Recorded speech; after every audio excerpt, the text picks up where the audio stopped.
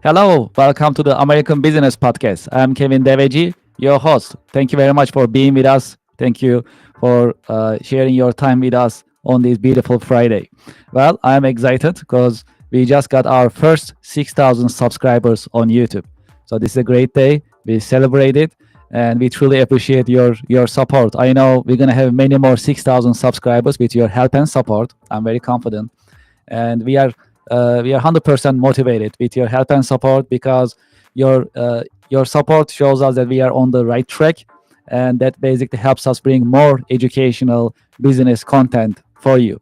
So thank you very much. Please subscribe, share, and also share your thoughts on our YouTube podcast. Comment and also invite your contacts to our YouTube channel, and let's grow our business podcast together. Our mission is to bring you every week fresh, new educational business content. So I'm very excited for your support, and every Friday we are happy to have you in our podcast. All right, good. So today we have a guest. We have Tommy Dimisa with us. We're gonna talk about nonprofits. Yes. So Tommy is great. He has great energy all the time, and I truly appreciate his presence today. Tommy, welcome to the podcast. Well, thanks for having me on the podcast, brother. I appreciate it, man. And I'm sorry if we got started a little late. I've done 2 recordings myself today. I did Philanthropy and Focus this morning, and then I did a new thing called Cool Collabs, which maybe we'll talk about today. Yes, So yes. I was running late. So on me, everybody. Good morning, good afternoon, and good night. What's going on, brother? All right. Thank you very much for being with us. Appreciate it. Well, let's get started. We have a lot to cover. So I'm excited to talk about nonprofits with you. That is your expertise, and you are very active, which I'm also starting to be more active with your help and support too. Thank you so much in advance. So, as a start to our audience and to our listeners, would you please introduce yourself? Sure, absolutely. So my name is Tommy D. I've been Tommy D since I'm like 2 years old. My real name, full name, Tommy Dimisa, D-I capital M-I-S-A. So if you're looking for me on LinkedIn or social media, whatever, I don't know if Googling Tommy D is going to get you there, but I'm one of the partners in Vanguard Benefits, Kevin, which is an employee benefits agency. So we work with nonprofit executive leaders as well as leaders of for-profit businesses to help them utilize employee benefit strategies to attract and retain talent. My 2 partners and I and our support team are very focused on that Hall of Fame employer. That's what we call it, because we have a new program, Vanguard Benefits Hall of Fame Employer Awards, which are going to be coming out pretty soon. But we're always focused on employers who want to be that Hall of Fame employer, talking about culture, talking about benefit plans, and really putting their best foot forward to attract and retain talent. And we talk about culture a lot with our organizations, and often that connects with the nonprofit sector. But I host Philanthropy and Focus, the show that just hit 206 episodes. Every week, it's another nonprofit organization. I host hashtag Ending the Stigma Together, KD, because I told you we got to end the stigma. We got to normalize the conversation that it's okay not to be okay. We all have trauma that we're working through. It's okay to reach out. It's okay to get support. So that show. Then we do Long Island Changemakers, which I got to get you on that show in studio.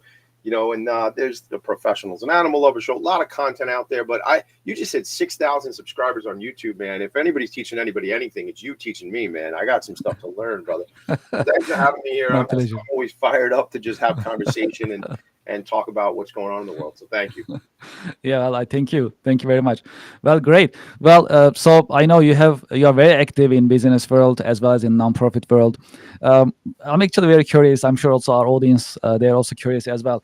How did you start your career? So when I was a bartender while I was going through the end of high school and into college. I started tending bar when I was like 18, and and then I was looking. I always knew I had this personality, right? So I was always outgoing and connecting with people. So when you're at that, when that's who you are, people go, "You got to be in sales, man. You should go into sales." So originally when I came out of college, I went to work for the big payroll company called ADP, Automatic Data Processing. That goes back 22 years ago. And during that time, I didn't know networking. I didn't know anything. I said, well, Kevin does this and John and Susie do that. We should all sit down and work together. I didn't know it was called networking. I just thought that was called, like, I don't know, common sense. Said, let's all be together, right? During that time, those early days, I met my 2 business partners, Vince Blasi and Ed Probst, who were running what was called Vanguard Insurance Agency at the time on Bell Boulevard in Bayside, Queens. We met through the Bayside Business Association, and now 23 years later, 22, 23 years later, whatever it is, we are partners in this business. and I'm on the board of the Bayside Business Association, and Ed Probst is the president of the board. So things come full circle. For many, many years, we said we'd work together, and that happened a number of years ago. So that's kind of like the trajectory. Then, if you really want to know how we got into the nonprofit world, I sort of look back, Kevin, and try to figure out how that all happened. And there's like 2020, right? Hindsight's 2020, and you can kind of put the pieces together after the fact. We have a family foundation in memory of my cousin Linda called the Lindy Lou Foundation. And at the same time, when Linda had passed away and my aunt and my cousins founded that organization, Vanguard Benefits, we were looking to kind of strategize on who we wanted to work with, what companies we liked the most. And I was still working with some other outsourced human resource companies in sales. And finally, I broke away and became full-time in our business here in Vanguard Benefits. And we really wanted to work more and more with the nonprofit sector. So when I do that look back, I see Lindy Lou, right? I see me joining a handful of boards. And that's kind of how it happened, because you're learning this, as you said, for me. Nonprofits change our world each and every day. Nonprofits make incredible impact, and they are businesses, right? It's not a charity thing, gang. These are businesses. Okay, we got that yesterday when we had a panel discussion, you and I, right? So Correct. So it's just critically important that we realize the great work that nonprofits are doing, whether it be mental health services, substance abuse, working with people with intellectual developmental disabilities, housing people who are housing insecure, getting food to people who are food insecure. I mean, to all the way to healthcare and medicine. And that's what nonprofits are doing, many, many different parts of the sector. But that's kind of how I got to where I'm at now. Well, so you are the nonprofit connector.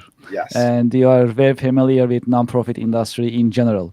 So based on your observation and experience, what are the major challenges in nonprofit industry today, and how they can overcome those challenges, you think? Yeah. So, the thing about being the nonprofit sector connector is that I do know some things, Kevin, but what's more important is I know many people. So when I don't know when I don't have an area of expertise, certainly I'll give you an example. I was connected to somebody recently and they had some questions, and I said, you know what? This is not really an employee benefits question. It's not even a Tommy D networking question. This is a legal question. That's when I was able to bring a colleague of mine, David Goldstein, partner to Tillman Ballin, who's one of my co-founders of the Nonprofit Resource Hub, right? So David then was able to make other connections for other partners of ours, right? Shout out to my buddy Ken Serini and Associates, the Imagine Awards, another co-founder of ours at the Nonprofit Resource Hub. For me, I think the challenges that I see nonprofits up against is a couple that really stand out to me.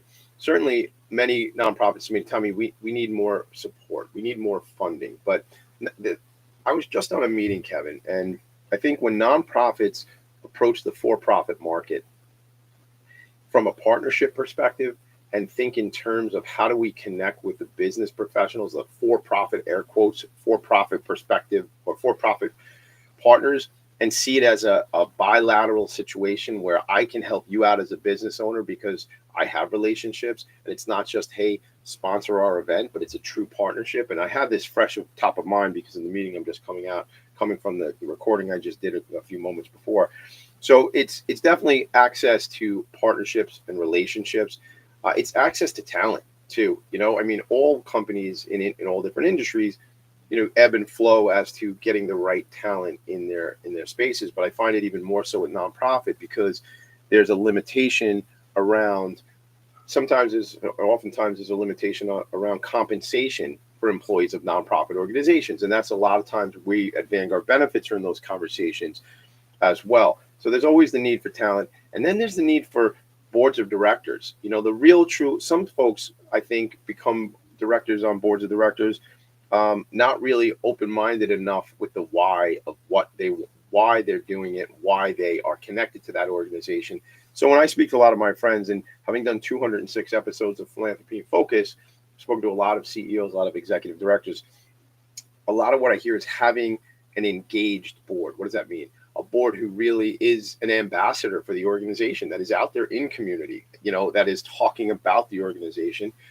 And, a lot of that is not necessarily innate or instinctual, Kevin. I think a lot of what happens is there's many, many folks who I hang around with who consult with boards. They do board retreats. They do board trainings. Because, when I sit on a board of directors, my why Why I'm connected to that organization may be different than my colleagues, but at the end of the day, the mission is the same. So how do I align my why and my connection to my community, to people that I want to bring to that organization? And how do I tell those stories? It's all about storytelling, Kevin. I mean, that's what we're doing here right now, right? Yes. And this is one of my favorite stories to tell, baby. My story. So thank you again. I hope somewhere in there was the answer to your question. Yeah, absolutely. Yeah, that's definitely. Also, that brings me to another question, which is about your work. So you know, I know that you are very passionate, and I can see it, I can sense it, which is great. So, what are the most challenging and exciting part of your work? Yeah. Well, thanks for asking that. As many of us know here, in the States, and I get the impression with all these followers, this is probably all over the world. So hello world, I'm Tommy D. But I think, here in the States, especially, many employees get their benefits. What do I mean? Their health insurance and their ancillary benefits from their employer. And unfortunately, health insurance here in the States can be expensive. And where I operate from, I'm out on Long Island, part of New York, and the health insurance rates can be pretty costly. We get into conversations with both our employers and the employees in our groups, and some of these, because we do one-on-one education for the employees, some of these conversations, Kevin, to be completely real and candid with you, can be very emotional, because what it costs to insure your family could cost as much as somebody's rent or their mortgage. And we're talking about somebody's family and their health and their livelihood and how all this relates to the budget that they can afford. One of the challenges we see is employers are trying to keep up with the rising cost of benefits and not have to push too much of that cost on their employees, because it is expensive. And if I am a candidate to go work somewhere, I have to look at what I would say total compensation from my background. We talk total compensation, right? So you look at a lot of the employers that you're asking me challenges. The employers have the challenge of these rising costs, and then the employees are also affected by it. So it's real stuff. And listen, we have a couple hundred groups that we work with. We're constantly in growth mode as an agency, Vanguard Benefits, and we're always looking to find ways where we can help organizations, nonprofits, and for-profits stabilize their cost around their benefits, and at the same time still being able to offer appropriate benefit solutions to their clients, to their employees. Let's focus on nonprofits a little bit more. Can you share some of the active nonprofits and their missions with our audience, just to Sure. put the word out? I mean, some of them I had the pleasure of working and meeting actually yesterday during the event that we joined together, and I'm sure there are many more. So if you like to, share some of them, Oh my God. promote some of them. Let's just, let's just do it. That's like saying to me, "Hey, Tommy D, which is your favorite kid?" You're putting me in a really difficult position here. But I'll do it. I'll do it this way. I'll shout out. Thank you. We just did a discussion yesterday. Thank you to Eileen Minogue from Book Fairies. They have put 5 million books in the hands of children here that need books. Thank you for Katie McGowan over at Horseability. I'm on the board of directors of Horseability. We do equine therapy, hippotherapy, right on the campus. If you're local, campus of SUNY Old Westbury College, that's my alma mater, here on Long Island. And shout out to Paul Pachter, who is the CEO of Long Island Cares, who was on our panel discussion yesterday. Yes. I mean, hundreds of thousands of pounds of food that are getting transported and brought into into the hands of people who need need food. But I think of organizations. I sit on the board of Spirit of Huntington Art Center, where I think I connected you with, or I want to connect you with. They have an Artworks program, and the Artworks program is all about individuals with intellectual developmental disabilities getting access to learning about website design, social media. They do, for Vanguard Benefits, they redid our mission, vision, value. They redid our website. They redid our logo. Check out the hoodie. They redid all this stuff for us. And my team, our outsourced marketing team, is a team of neurodiverse individuals, which is just what I want to talk about. We're talking about accessibility for everybody, because it's empowering for us to have jobs and careers and things to do in the world. I mean, others that I could mention, I tend to end up hanging out in the space with individuals with intellectual developmental disabilities, organizations that serve that part of our community, and certainly in the I mentioned hashtag ending the stigma together. Got to say things like shout out to like Transitional Services for New York, TSI NY. They serve 5,000 individuals with serious and persistent mental health issues in New York State. New York City, the 5 boroughs of New York City. there's so many, Kevin, and there's so many to recognize. Cerebral palsy in Nassau County, Rise Life Services, serving that DD population. The thing I say is like, and I brought it up on a call this morning, and actually, one more. No Matter What Foundation had them on philanthropy and focus this morning.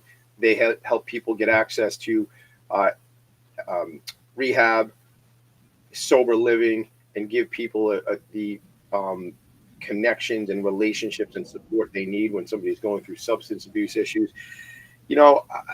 The nonprofit sector, I think in New York City alone, there's 38,000 nonprofit organizations. I mean, there's so much work that gets done by the sector, and it's really not spotlighted enough. And I'll tell you something, out here on Long Island and in New York City, we have the Long Island Imagine Awards and the New York City Imagine Awards. Shout out to Ken Serini, who founded those awards. The Imagine Awards actually themselves are now a nonprofit organization. And there's just so much work done to shine that light on the sector. And that's what I try to do as well with my programming and the relationships and connections I build. Yes, absolutely. I mean, thanks to your passionate work as well as nonprofits, efforts, a lot of good things are happening. Also that affects me in a positive way as well. That I also definitely appreciate it. That's definitely something that I like to promote more in our podcast as well in the future. Promoting nonprofits as well as putting the word out in terms of their mission and their activities. Well, I like to shift our conversation to AI. So that's a popular subject. I know we can talk about it for hours, days, and maybe even longer.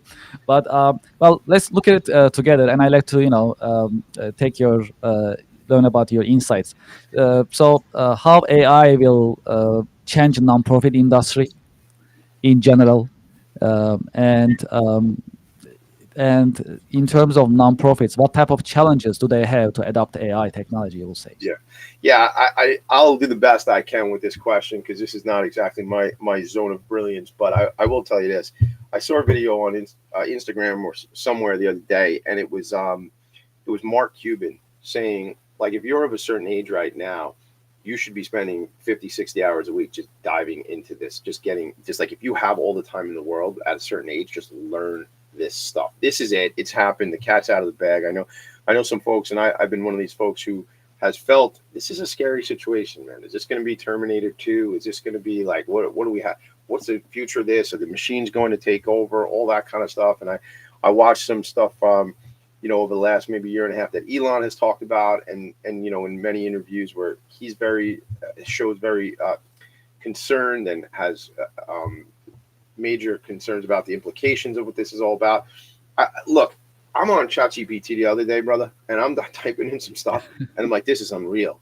Like, all these ideas like that it can spit. It's like having a teammate, like having a partner. Like, I can play ideas off of, and I am like a novice would be like top level I'm at with doing this stuff. But if I could type in different things, like, I'm looking for ideas to do some topics for social media or whatever, and it's, I mean, that is probably just shows how little I know about this information, because there's much more that you can do with these tools.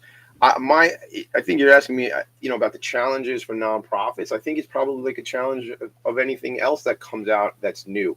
How do I incorporate this now into what I'm already doing? I'm overwhelmed. I'm the executive director, the CEO. So I also have my hand in fundraising. I have my hand in human resources. It's like, Kevin, I say all the time, is the juice worth the squeeze? Right? So it's got to be a thing where I got to take my focus off of this, whatever this is, running my operation, running my business, to go over here and learn this. I don't think we got a choice, to be honest with you. The juice is going to be worth the squeeze, but you got to.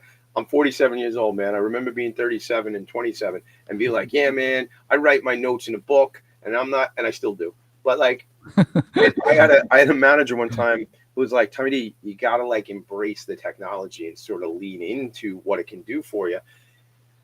And if there are things that this AI can do for us that will help us streamline, advance the ball down the field, move quicker, be able to react faster, then it's a blessing, man. There's plenty of things, like with my beautiful brain doesn't want to do everything.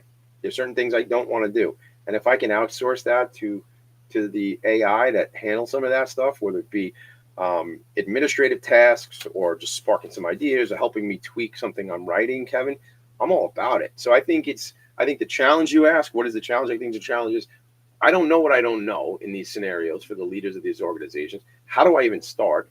You know, so I believe it's how do we get started in that? Maybe you have more insight. I mean, this is your world. So what are your thoughts on how does somebody start to get in there? Because you gotta do it. It's not optional anymore. It's absolutely correct. I mean, yes, just like you mentioned, I mean, AI and enterprise software is one of my expertise areas, and I definitely, concur. That's a challenge. That's something that many businesses they try to explore, understand. So eventually, the main idea is to start from somewhere as small as possible. I will say with baby steps. Yeah. So then start, exploring and experiencing slowly with some of the functionalities in your company as simple as possible. Then you are in it. Then from there on, you can expand it definitely. So Yeah. that's a way to start. Yeah, you got to do something, right? Just do something. Like just Correct, yeah, correct. Don't just isolate yourself. I mean, don't turn your back to the technology or what is coming. So as businesses, as same for nonprofits, so I'm sure, is to this evolution, right? So businesses evolve, people, humans evolve. So it's a change, and we cannot stop it, and we don't have to. We can just adapt to it, and then we can just make our life better. Because when we look at like decades ago, how our lives were, how it is right now, I mean, that is the result of that evolution, that adaptation that we have, and that's what we are good at as humans, right? We really adapt and move forward. So in that sense, this is a great opportunity for humanity. That's for sure, to I think make it's our a life great way. better. Yeah, just a great way to frame that too. It's you're looking at it from such a positive lens as it's a great opportunity Mhm. for us to lean in and take advantage of learning something new. And once you're in that paradigm, right, it might feel uncomfortable at first, but I don't care if you're 57 or 67 or 87 or whatever, we can still learn things. The guy who I True. watch a lot of, who's very popular in this space, is Mhm. Gary Vaynerchuk, and he talks a lot about this stuff. It's just like doesn't matter how old you are, do it. Learn something. You want to do the thing, just do the thing. I mean, that's that whole lens that you talk about being adaptable and evolving. That's called life, right? I mean, Yes, yes, gonna be the absolutely. same. It's not gonna be the same like it was anymore. Yes, yes. So I like to shift our conversation to predictions, right? Well, so uh, how you think is going to be the? I'm going to make it a little bit more focused on the nonprofit industry as well as the reach of nonprofits. So how is going to be the future you think for nonprofits in to 2025 and beyond in terms of their functions in the society, and how are they going to evolve you think moving forward? Yeah. Wow, that's a very important question, and it's a big question. And what I would say is, right now, you know, to be very focused on where we are historically, there are some challenges for our nonprofit sector here in the States, and there's not exactly all the support for our nonprofits that is necessary. So, on a political landscape, there's going to be some back and forth. Certainly, I believe as somebody who sees what nonprofits do every day. My paradigm is that I know how important this work is on a consistent basis, and it's one of those things I don't know if I could understand the world without nonprofits. Some of us say, could you imagine a world without nonprofit organizations? If you had to think about that, Kevin, there's so many services that the sector provides that would not get provided. And I'm not sure who would pick up the slack. I really believe in my heart that the slack wouldn't get picked up, it wouldn't be done. So I think the more we can have that dialogue and tell the stories, and if I have anything to do with it, it'll be to continue to highlight the important work that gets done. And I think then we can see, and there's plenty of people who are already, in. There's plenty of us who already understand what this is, but we need to have more people. And I go to events all the time, 300, 400, 500 people in a room supporting an organization, supporting a nonprofit, supporting a mission. But I would just say, not to talk politics, but just not everybody sees how important this sector is. And maybe it's a situation when you're just so far away from things, you're far away from the people who actually need services, you don't realize how important those services are. So future wise, I think there has to be more education on the importance of the sector.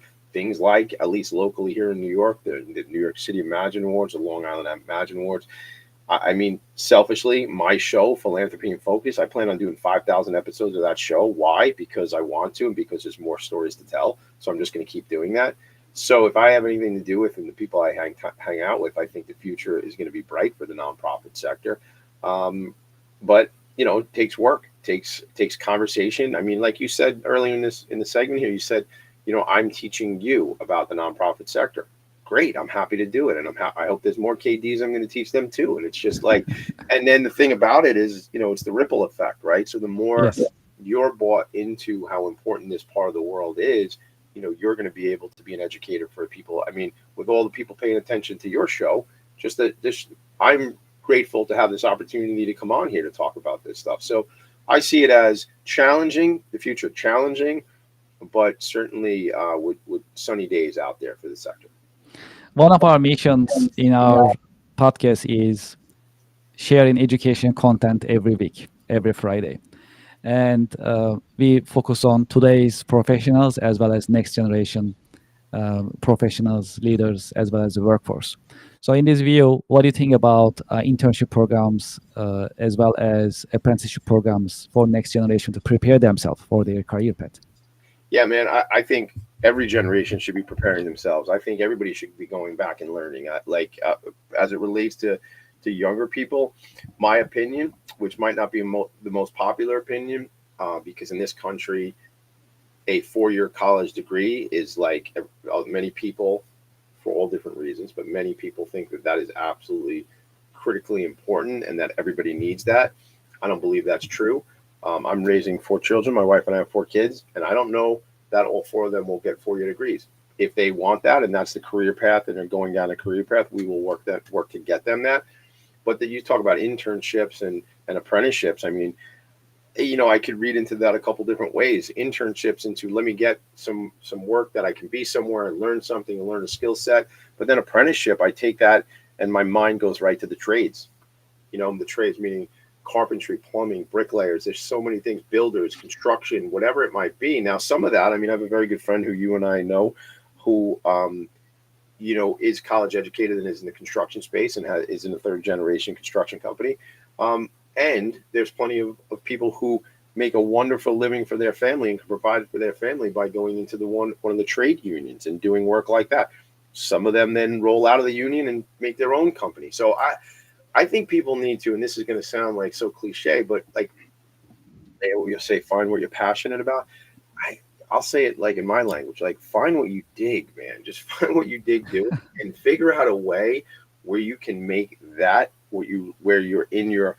I don't know if you can always be in flow and be 100% in bliss, and I'm trying it, man. But find out where you are the best you, and figure out a way for somebody to compensate you for that. And if you can do that, there's so many people that make money as this word influencers, right? And there's whatever that means in different ways. But there's ways you can earn a living by being in a state of what you're just in your bliss, right? So if that is going into the trades, then do that. You want to be a builder? Like, to come out of a 4-year school and still not know what you're doing, what you want to do, I don't think that's the best move.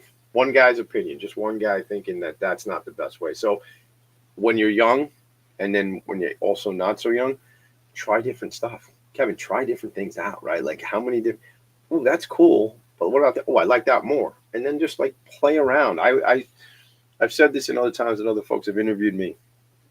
I don't think we play enough. Like, as adult people and even little people, young people, I don't think we get to play enough. Try stuff out, figure some things out, play more. And if that's an internship or apprenticeship, and then you get to a point where it doesn't work anymore, stop doing it. I don't like this anymore. It's not the right fit. Stop doing it. That would be my suggestion on that. In your career journey, have you ever had any role models? Do you have any role models that you can share with our audience? Yeah, definitely. I don't know that I would like call out anybody like that I knew specifically, like certainly managers and stuff like that, but nobody that, I really feel drove me in a certain direction so much that people that I knew. I go back to like Tony Robbins, listening to Tony Robbins stuff for like 30 years, and uh, Brian Tracy and Zig Ziglar. Now I would call them role models. I did not anybody I met in the flesh. Actually, Tom Hopkins. I don't know if some of your listeners might know Tom Hopkins. Tommy Hopkins, real estate sales guy, used to have this like funny but educational stuff that he did. So I was always big on the PD, on the professional development stuff. Still to this day, I mean, I think, for the challenge of how much time it can suck up out of your life, I love YouTube though, because for everything that's there, you can get access to anything, man. You can get access to courses, you can watch, videos, you can continue to learn, and that algorithm is super sharp, right? And it pulls you down into the YouTube abyss at times, but just to be able to access anything and watch all those videos. So, role models, I think of people who are just doing the right thing, man, who are caring and looking out for people, and trying to elevate us and be more compassionate and loving as a human race, that's who. So, and you can find a lot of that if you look for it. And you can find the opposite if you look for that too, Kevin. And for this whole day, I've been thinking about that thematically, like it's all there for you, whether you want the good or you want the bad. You can access it. You can see it. It's a choice every day we make. What choice are we going to be? Where do we want to be? And I tend to focus on listening to people that are doing really special stuff. Non-profit industry. When we go back to the non-profit industry, well, based on what I observe, it requires a lot of patience. You have to like serve in community. You like to interact with people, and I'm sure in the next generation workforce, our future basically. What would you recommend or suggest for next generation professionals if they are thinking about getting into non-profit industry as a career path? Yeah, I would suggest they do it if that is something they're into and they're looking for. That's one of the things that I like to ask my guests on my show. Like, tell me about people. My show is always about, okay, so I'll make an example. Yolanda Rabano Gross from Options for Community Living. What is your background? What drew you to the nonprofit sector? So people can see the path and the journey. You don't become CEO when you get out of gang. Hey, here's a heads up. You don't become CEO when you get out of college. It doesn't work like that way unless you make your own company and you say you're the CEO. But it's that path, that career path. So I say anybody who wants to get involved in this work, go volunteer somewhere, right? There are plenty of courses you can take at the college level or otherwise. The other thing to go with your apprenticeship and internship thing, dude, many certifications and courses are so great, Kevin. There's so much there where you can just go get that thing. And I don't mean just for the plaque on the wall, but just so you have that knowledge base. You can do this. There's so much mini stuff. And it goes to, some of us who might have attention span issues, those smaller coursework are definitely key. But if somebody wants to work in this space, go volunteer, go connect with different organizations. Every organization out there can use you, use your attention and your service. If you come to volunteer there, if you come to their gala, if you're local or if you're not local, hit me up, Tommy D at philanthropyandfocus.com, PHOCUS. Hit me up there because I'll connect you with different parts of the sector that might be interesting. And I would say, go. It goes back to what I said before. Go play. Go try something. Go check it all out. There's so many, again, nonprofits, Kevin, like we talked about, are businesses. They have CEOs. They have chief financial officers. They have CIOs, information technology guys and gals. They have all the things that other businesses have. So if you want to do what you do, if you're a facilities person, if you're an ops person, or if you're a tech person, you can take that skill set and bring it to the sector. It's not like it's so foreign. Many of the services are the same services that you would have in a financial services company, or a pest management company. They're the same sort of things, man. Well, before we end our episode, you just mentioned it, but I'd like you to repeat it if possible. Would you please share your reach out information with our audience? Yeah, absolutely. I mean, so a lot of different places to find me and reach me.